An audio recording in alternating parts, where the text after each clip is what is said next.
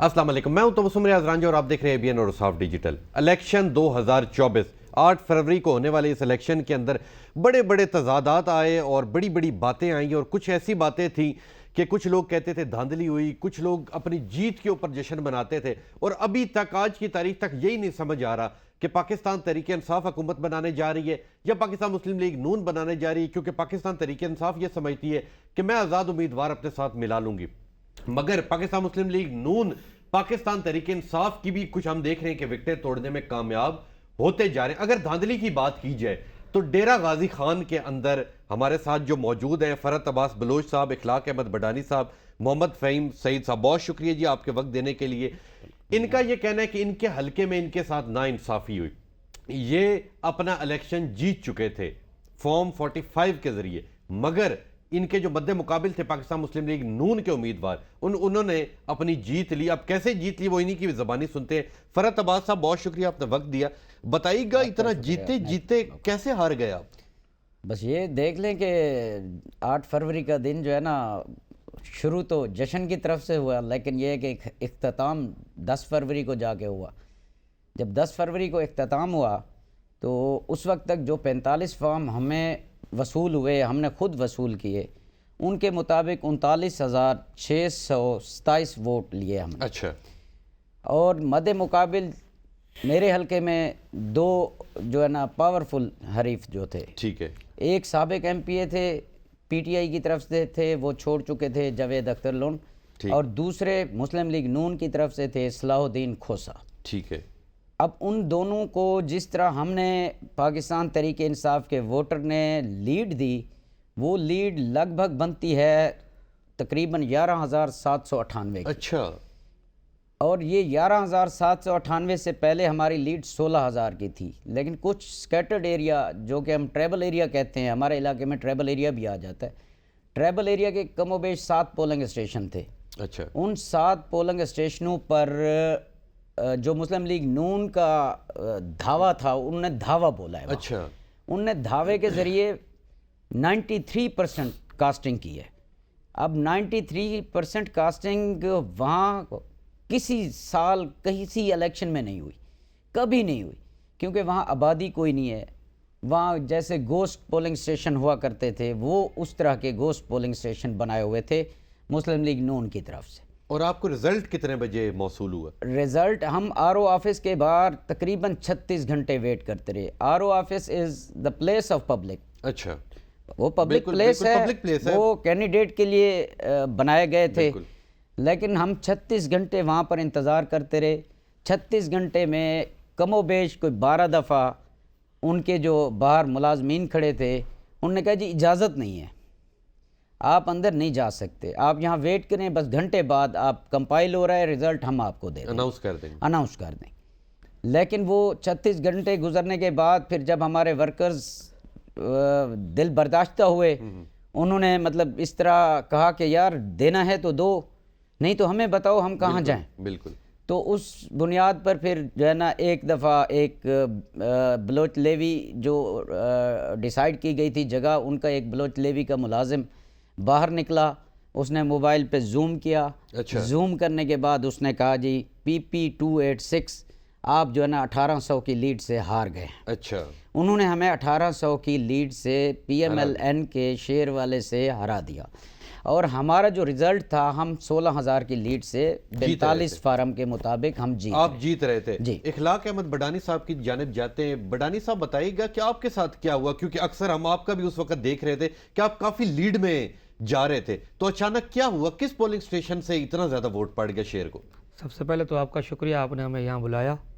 तो आप देखिए, जिस तरह आप अभी फरहत भाई भी बता रहे थे कि जिस तरह हमारे साथ धांधली हुई है, हमने 36 घंटे गुजारे हैं वहाँ जाके, तो RO ऑफिस के बाहर हमें एक तो अंदर नहीं आने दिया। देखिए, एक जैसे बता रहे थे कि पब्लिक प्लेस है, कैंडिडेट का जाना ज़रूरी होता है, दोनों तरफ से, या तो 10 हो 5 हो, जो भी कैंडिडेट हो वो उन्होंने जाना होता है RO ऑफिस के अंदर, किसी कैंडिडेट को आने नहीं दिया।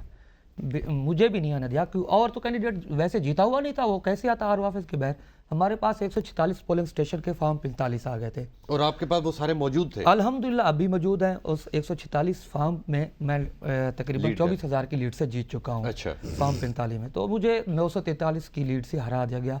वो भी मुझे रिजल्ट अनाउंस नहीं किया, 36 घंटे हम बाहर बैठे रहे। 36 घंटे बैठने के बाद हमें रिजल्ट अंदर तो आने नहीं दिया। जब पूछते आधा घंटा वेट करें, 1 घंटा वेट करें, रिजल्ट कंपाइल हो रहा है। वो कंपाइल होते होते हमें कंपाइल ना तो LCD पे चलाया गया, ना हमें अंदर आने दिया। उनके मुलाजमीन थे, एलिट फोर्स के एहलकार खड़े हुए थे नौजवान, तो BMP के लोग खड़े हुए थे, उन्होंने कहा कि आप अंदर नहीं जा सकते। अच्छा। मुतअद्दिद बार हमने कहा कि यार हमें आने दें, हम कैंडिडेट हैं, हम अपना रिजल्ट चेक करते हैं, चेक तो करें कि क्या बना हुआ है, लेकिन हमें अंदर आने भी नहीं दिया उन्होंने। फिर वही जैसे BMP वाला एहलकार निकला, उसने मोबाइल पे ऐसे जूम किया, आपको भी मोबाइल पे दिखाया? मोबाइल पे दिखाया, वो मेरे कारकुन को दिखा दिया कि आप 287 हार गए हैं। तो इस तरह का 943 की लीड से मुझे हरा दिया गया है कोई फॉर्म 47 में। तो फॉर्म 45 जो है उसमें मेरा अल्हम्दुलिल्लाह 24,000 आपकी 24,000 की लीड ज्यादा थी। मोहम्मद फहीम सईद साहब की जानिब जाते हैं। बहुत शुक्रिया सर, आपने वक्त दिया। बताइएगा कि ये तो इनके तो चले मोबाइल में दिखाया और धांधली हुई, तो आपका तो हम शुरू से देख रहे थे कि पाकिस्तान तहरीक इंसाफ के अंदर बड़ा स्कोप हासिल है, तो आप बताएं कि आपकी हार कैसे होगी? जी अस्सलाम वालेकुम। जैसे इनके साथ हुआ है, लेकिन मैं चूँकि अंदर था अंदर से मुराद ये है कि 10 बजे मैं अपने इलाका छोटी ज़रीन से निकला हूँ, क्योंकि वहाँ पे जब हमें इब्तदाई रिज़ल्ट्स मौसूल हुए तो मैं 10,000 की लीड से जीत रहा था। मेरे पास जो रिज़ल्ट्स थे उनके मुताबिक मैं 22,000 और वो 12,000 पे थे। क्योंकि बड़ी अजीब सूरत हाल थी, क्योंकि 6 यूनियन काउंसिलें जो लगारी सरदार हैं, मेरे मुकाबले जो मद्दे मुकाबिल थे वो सरदार मोहम्मद अहमद खान लगारी, तो वहाँ पे जो 6 यूनियन काउंसिल्स, वहाँ पे हम एक पोलिंग स्टेशंस भी नहीं हारे। हमारी 10,000 की लीड थी। मैं पहुँचा DG खान RO ऑफिस। जब मैं वहाँ पहुँचा तो मुझे अजीब सी सूरत हाल का सामना करना पड़ा, क्योंकि उन्होंने पूरी साइड जो थी कमिश्नर ऑफिस से लेके बम्बे चौक है वहाँ पे कचहरी, वहाँ से लेके पुलिस लाइन से इंडस रोड, ये सारा उन्होंने कार्डन ऑफ किया हुआ था, किसी बंदे को नहीं जाने दिया जा रहा था। मैंने अपना तारुफ कराया, मैंने कहा जी मैं मोहम्मद फहीम सईद खान एडवोकेट कैंडिडेट 291। तो उन्होंने फिर कहा कि चलें ठीक है आप चले जाएं, लेकिन आपके साथ कोई और नहीं जा सकता। मैं फिर पैदल गया, तकरीबन 1.5 किलोमीटर पैदल चल के मैं बलोच लेवी वाला जो लाइन है वहाँ गया, मुख्तलिफ प्रोसेस क्रॉस करता हुआ। जब अंदर गया तो वहाँ पे मैंने देखा कि 2-4 हमारे जो कैंडिडेट्स हैं वो आए हुए थे, उसके अलावा सारी बलोच लेवी वहाँ पे डिप्यूट थी, सारी पंजाब पुलिस वहाँ पे डिप्यूट थी, और BMP जो थी वो वहाँ पे डिप्यूट थी। ऐसे लग रहा था कि जैसे कर्फ्यू लगा हुआ।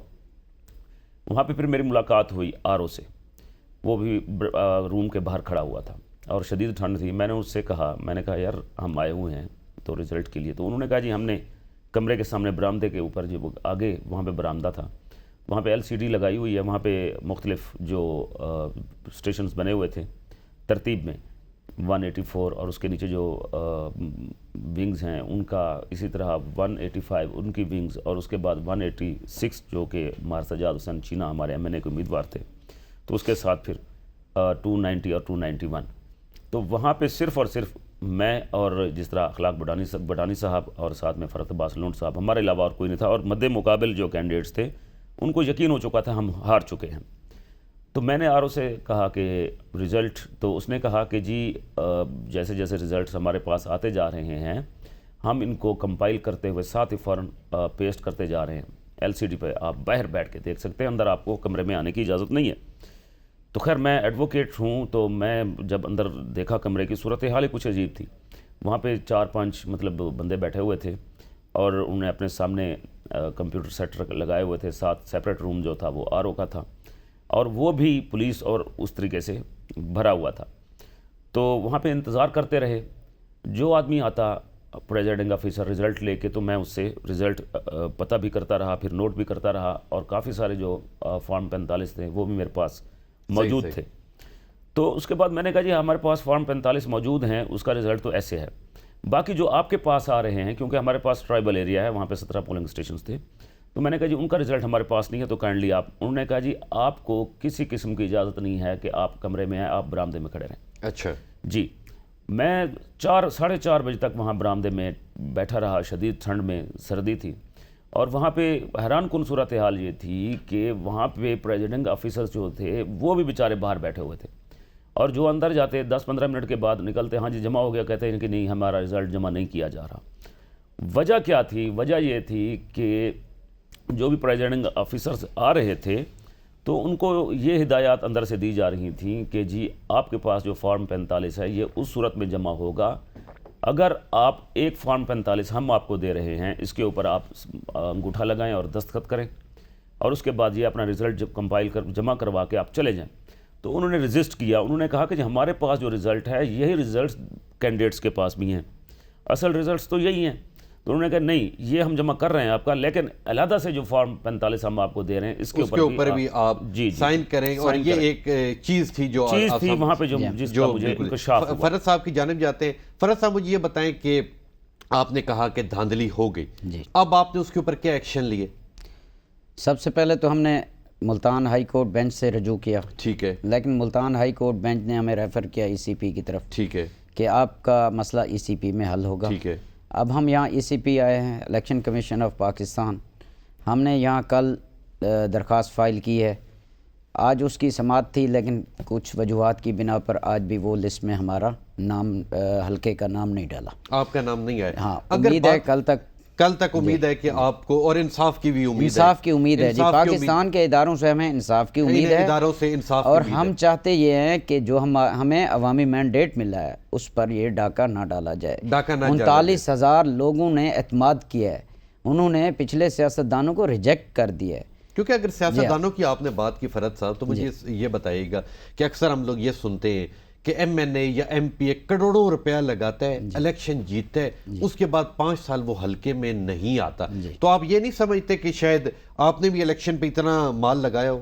جی بات یہ ہے کہ اس دفعہ جو الیکشن ہوا ہے وہ تو ہم عوامی ریفرینڈم سمجھتے ہیں۔ آپ نے جلسے جلوس کیے تھے، جلسے جلوس ہمیں نہیں کرنے دیے گئے، ڈور ٹو ڈور کمپین کی تھی آپ؟ ڈور ٹو ڈور کمپین کی ہے، کارنر میٹنگ کی ہے، لیکن وہ بھی اس انداز میں کی ہے کہ بھئی بس آج جو ہے نا یہ کام نہیں کرنا اور کل یہ کام آہستہ آہستہ کرو، اور اس طرح پولیس کی طرف سے تھریٹ تھا ہمارے ورکرز کو، پولیس کی طرف سے آپ کے ورکرز کو تھریٹ تھا، اور جو آپ کا مخالفین تھا اس کی طرف سے تو نہیں آپ کو کوئی ایشو تھا؟ وہ تو ہمارے حلقے کے ہیں جی، ان کو تو ہم بہتر جانتے ہیں کہ وہ کس طرح کے لوگ ہیں یا کیا ہے، ان کو تو ہم فیس کر رہے تھے، اچھا، لیکن ہمیں انتظامیہ کی طرف سے تھریٹ تھا۔ انتظامیہ کی طرف سے تھریٹ سے بڈانی صاحب کی جانب جاتے ہیں۔ بڈانی صاحب بتائیے گا کہ آپ کے اگر الیکشن کی بات کی جائے، ٹھیک ہے، تو ہم یہی سمجھتے ہیں کہ جی کروڑوں روپیہ لوگوں نے لگایا، ایک ایم این ایم پی کروڑوں لگاتا ہے، اب جب وہ کروڑوں لگا لیتے تو وہ جیتنے کے بعد اپنے کروڑوں پورے کرے گا، تو کہیں آپ نے بھی ایسا تو نہیں کیا؟ الحمدللہ میں نے تو 1 روپیہ بھی نہیں لگایا الیکشن پہ، کیونکہ یہ ایک عوامی ریفرینڈم تھا، میں تو بے روزگار تھا، صرف اس چیز پہ یقین رکھتا تھا کہ اب ہم نے اپنے علاقے کی خدمت کرنی ہے، تو لوگ بھی عمران خان کے ساتھ ویسے جڑے ہوئے تھے، ہم نے نہ کوئی ٹرانسپورٹ مہیا کی، نہ لوگوں کو کھانا دیا، تو الحمدللہ ہمارا کوئی خرچہ نہیں ہوا، میں بے روزگار ہوں۔ اور آپ نے جب کمپین شروع کی تھی تو ڈور ٹو ڈور آپ نے کمپین کیا تو کوئی مشکلات آئی تھیں آپ؟ دیکھیں مشکلات تو مجھے تو ویسے تھریٹس ملے کہ آپ جلسے نہ کریں، جلوس نہ کریں، آپ صرف سوشل میڈیا پہ بھی کمپین اپنی نہ چلائیں، لیکن وقتاً فوقتاً ہم چلاتے رہے۔ کچھ ہمارے ورکروں کو بھی اٹھایا گیا، ہمارے عالی والا ایک ہمارا یونین کونسل ہے، وہاں کے ایک گودے نے وڈیرے نے ہمارے ورکرز کو اٹھوایا، ان پہ تشدد کرایا، لیکن الحمدللہ سب سے بڑی لیڈ مجھے عالی والا سے ملی۔ لوگوں کو سمجھ لگی کہ یہ بدماشی دھونس دھاندلی نہیں چلے گی، لوگوں نے ان کو مسترد کر دیا الحمدللہ، ان وڈیروں کو، گودوں کو، جاگیرداروں کو۔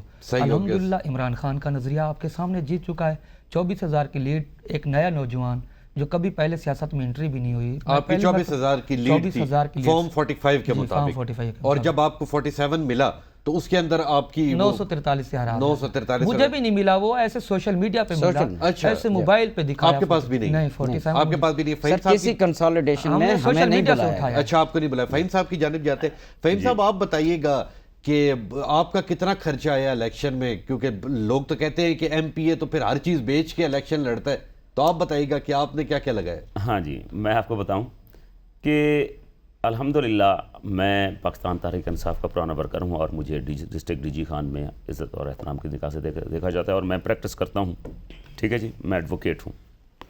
تو یہ واحد الیکشن ہے کہ جس میں لوگوں نے خود اخراجات کیے ہیں۔ اچھا جی، اخراجات اس طرح کہ جو بھی تھے مجھے نہیں پتا کہ بھئی جہاں جاتے تھے وہاں پہ پہلے فلیکس لگے ہوئے ہوتے تھے، اور ٹرانسپورٹیشن کی جہاں تک بات ہے ہماری کوشش تھی کہ ٹرانسپورٹ ہم کریں، تو ٹرانسپورٹ کا یہ حالت تھا کہ میں نے 2-4 پارٹیز سے بات کی، ان سے بات ڈن ہو گئی، ڈن ہونے کے بعد پھر وہ انکاری ہو جاتے، اور انہوں نے کلیئر کہا کہ جی انتہائی معذرت، آپ ہمیں 50,000 بھی اگر ایک وین کا دیں گے ہم آپ کو پرووائڈ نہیں کر سکتے۔ اس کی وجہ یہ ہے کہ سردار اویس احمد خان لغاری اور ان کے مینیجر اس کے ہرکارے جو ہیں انہوں نے ہمیں دھمکایا ہے کہ اگر آپ ان کو کنوینس دیں گے تو اس کے انجام کے ذمہ دار ہوں گے، تو ہمیں کنوینس نہیں دی گئی۔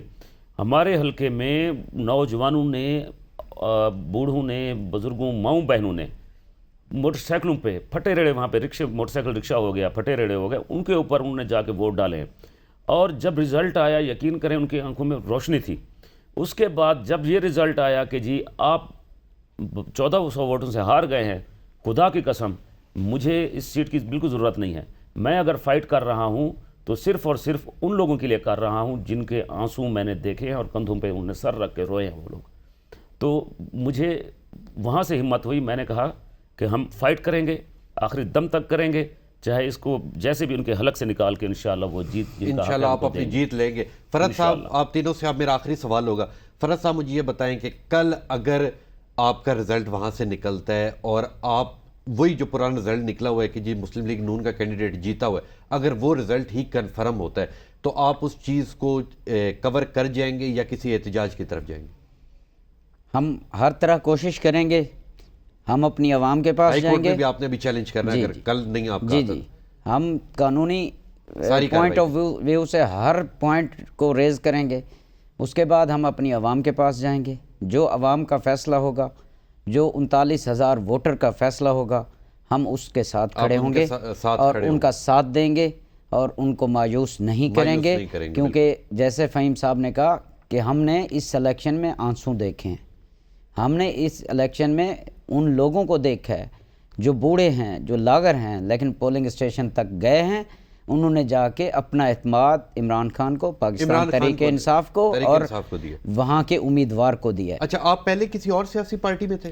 میں اسی پارٹی میں ہوں، میں نے ایک بلدیاتی الیکشن لڑا ہے پاکستان تحریک انصاف سے، اور میں اب اس کے بعد اور آپ کا یہ الیکشن پہلا تھا؟ جی یہ میرا پہلا الیکشن تھا۔ بڈانی صاحب بتائیے گا کہ اگر کل وہ پرانے والا سیم رزلٹ نکل آتا ہے تو پھر اگلا لائے عمل کیا کریں گے؟ نہیں دیکھیں، مجھے تو امید ہے انشاءاللہ تعالی الیکشن کمیشن اب پاکستان کے پاس ہم گئے ہوئے ہیں، آپ نے تمام جتنے آپ کے پاس فارم موجود تھے آپ نے ساری کی ساری پٹیشن الیکشن کمیشن میں دائر کر دی ہوئی ہے، آپ کے پاس ہر پولنگ سٹیشن کا موجود تھا۔ بالکل، تو مجھے امید ہے الیکشن کمیشن ایک عینی ادارہ ہے، اس نے پاکستان کے لیے جو ووٹرز کے لیے جمہوری نظام کو بنانے کے لیے آئے، تو مجھے امید ہے انشاءاللہ تعالی جس طرح میری لیڈ ہے 24,000 کی 45 کے حساب سے، تو مجھے امید ہے کہ الیکشن کمیشن ہمیں انصاف دے گا، آپ کو انصاف دے گا۔ جی آپ انصاف کے لیے بیٹھے۔ فہیم سعید صاحب بتائیے گا، اگر کل خدا نہ خواستہ رزلٹ پرانے والا ہی فائنل ہو جاتا ہے تو پھر کیا کریں گے؟ رولے رپے ڈالیں گے؟ کیا کریں گے؟ نہیں، رولے رپے والی بات نہیں ہے، بات کلیئر ہے کہ جیت چکا ہے پاکستان تحریک انصاف کا نظریہ، عمران خان کا نظریہ، اور عوام کو بھی پتہ ہے کہ ان کا منتخب نمائندہ کون ہے، ایم پی اے کون ہے۔ عوام میں ہم جیت چکے ہیں اور حلقے میں ہم جیت چکے ہیں، تو یہ اور بات ہے کہ نوٹیفیکیشن ادھر چلا گیا ہے، اس نوٹیفیکیشن کی کوئی اہمیت نہیں ہے۔ اصل اہمیت یہ ہوتی ہے کہ عوام کی نظر میں کون جیتا ہے، عوام کی نظر میں عمران خان کا کینڈیڈیٹ جیتا ہے، ایک۔ اور دوسری بات، آپ نے ان سے سوال کیا کہ اگر کل کو آپ بن جاتے ہیں، میں سب کی طرف سے بھی جواب دے دوں گا کہ ہم وہ لوگ ہیں کہ جنہوں نے پاکستان تحریک انصاف کے لیے ہمیشہ سرو کیا ہے۔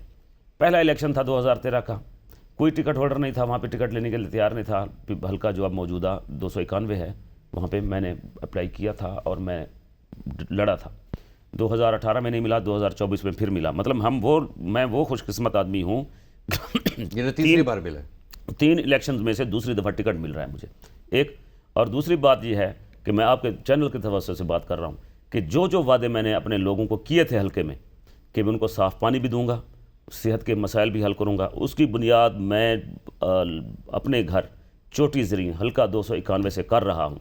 اس مصروفیت کے بعد میں وہاں پہ ایک ہاسپٹل کی بنیاد رکھ رہا ہوں، یہ آپ بات نوٹ کر لیں، اور وہاں پہ میں واٹر فلٹریشن پلانٹ لگا رہا ہوں، فری ہاسپٹل اور واٹر فلٹریشن پلانٹ، لوگوں کی سہولت کے لیے. اسی طرح پھر اس کو جتنا عرصہ یہ چلتا رہے گا پروسیس وائز میں ہر یوسی میں یہ کام کروں گا, کیونکہ میں نے وعدہ کیا تھا لوگوں سے کہ میں گورنمنٹ میں آ کے کروں گا.